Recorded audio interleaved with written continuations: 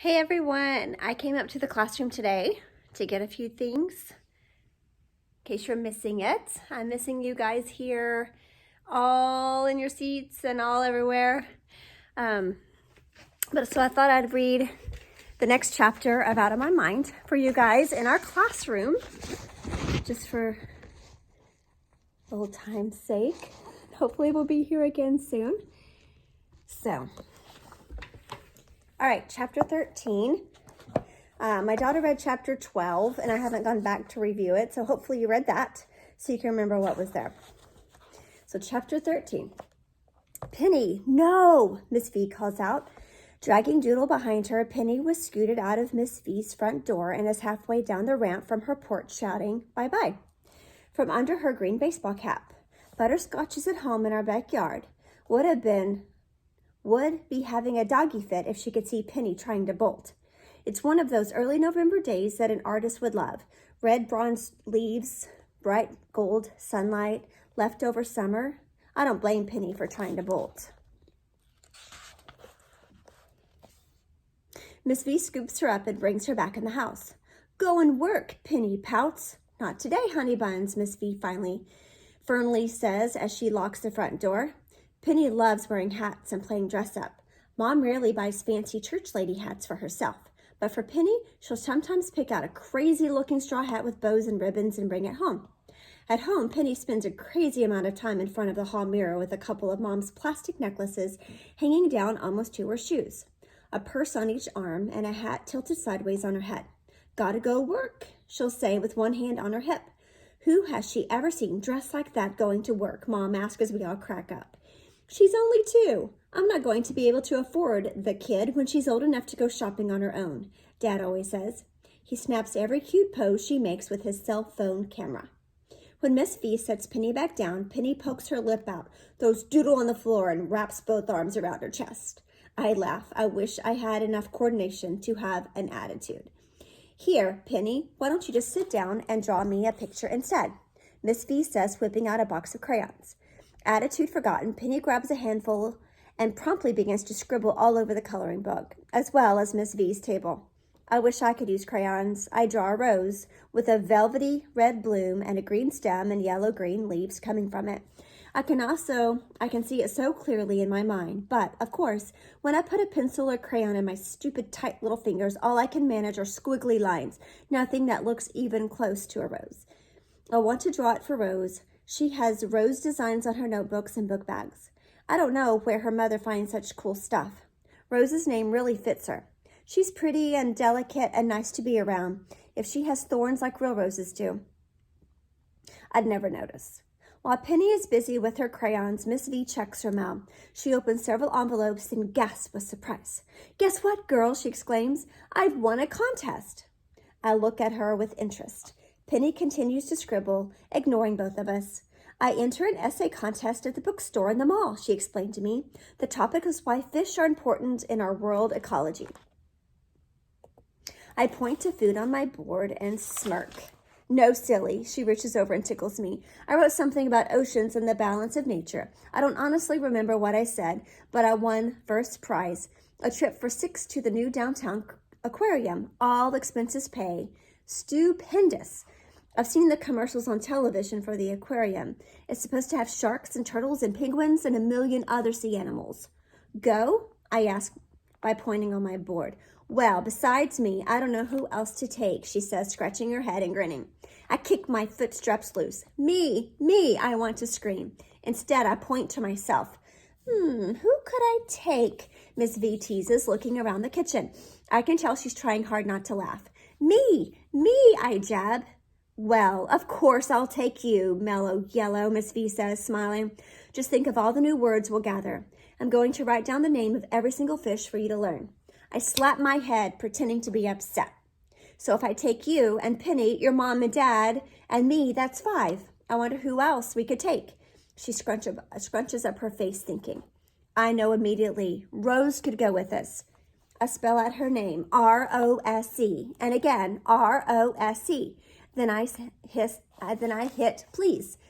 Your friend Rose from school? I buck and kick with excitement. I think that's a great idea, Melody. I'll ask your parents and her parents, and if she's willing, we'll have a wonderful day. I can't stop kicking my feet.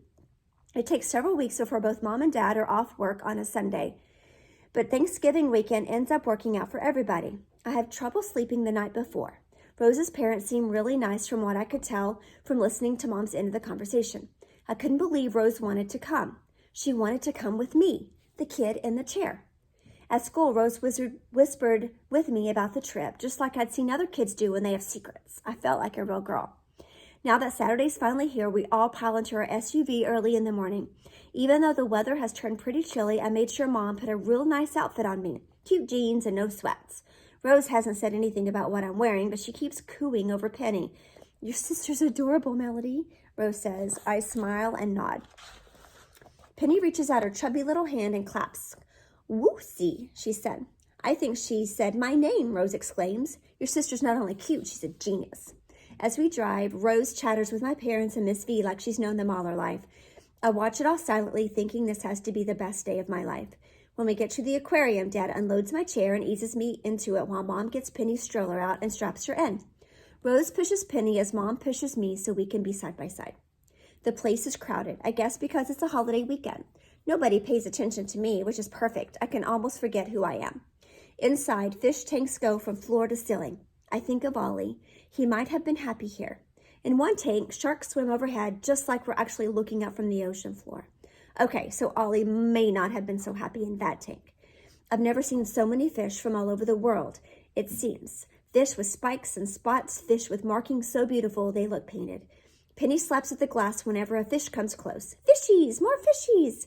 Miss V, as promised, writes down the names of species and takes pictures so I can remember when we get back home. Mom and Dad whisper together like teenagers. I've never seen them so relaxed. We stop in front of every tank. I love jellyfish, which reminds me of streams of shiny cloth, and the lionfish, which really do look like little swimming lions. At the seahorse tank, Rose observes that their heads point backwards. She seemed to be having a great time. Then, from around the corner come the two people I at least want to run into, Molly and Claire. They are with a Girl Scout troop. They're fake bumping into each other, not paying much attention to their group leader, who is telling them about the percentage of salt found in ocean water. Molly and Claire, dressed exactly alike in jeans, long-sleeve t-shirts, and Scout vest, look at Rose with surprise. Hey, Rose, you here with your mom? Claire asks. No, Rose says evasively, walking away from us and towards them. Your dad? Molly says, looking at me like I smell bad, and she's acting like my parents are invisible. I'm here with Melody and her family, Rose mumbles. On purpose? Claire shrieks. Both she and Molly start laughing loudly. It's not so bad, Rose says quietly, but I heard her. Mom starts to say something to the girls, but Dad takes her arm. They're children, she tells her. Let them work it out themselves. Mom has those daggers in her eyes, the sharp points that shoot at people who say dumb things about me. But she stays quiet. Her fists are balled. Mrs. V, however, isn't going to let anybody stop her. From her almost 6-foot height, she towers over Molly and Claire. You, girl with braces on her teeth. Claire looks up at her stunned. Yes, ma'am. Claire has sense enough to say, why do you think your parents spent good money getting those braces? Huh? Claire looks confused. Molly has quietly disappeared into her scout troop. Your teeth were imperfect, so your parents got your braces. One day you'll thank them when you get a date for the prom. Miss V roars. The whole scout troop, plus a few other visitors in the aquarium, stop to listen to her. What do my teeth have to do with anything? Claire asked, looking around nervously. Some people get braces on their teeth, some get braces on their legs. For others, braces won't work, so they need wheelchairs and walkers and such. You're a lucky girl that you have only messed up teeth. Remember that. Yes, ma'am, Claire says again. Then she scurries off to join her friends. Rose walks back to us, then, a little embarrassed, I think. Claire can be clueless, she whispers to me. You think? After a few more tanks, Penny gets tired and starts to whine, so we leave the aquarium before we even get to see the penguins. We take Rose home and she thanks us properly and says she had a real good time. But did she? All right, that's chapter 13. I hope you enjoyed it, and I want you to see and your classroom one more time. I'm going to make a full circle. I miss it as much as you guys. Can't wait to get back here and see all of you. All right, I will see you later on for chapter 14. Bye, guys.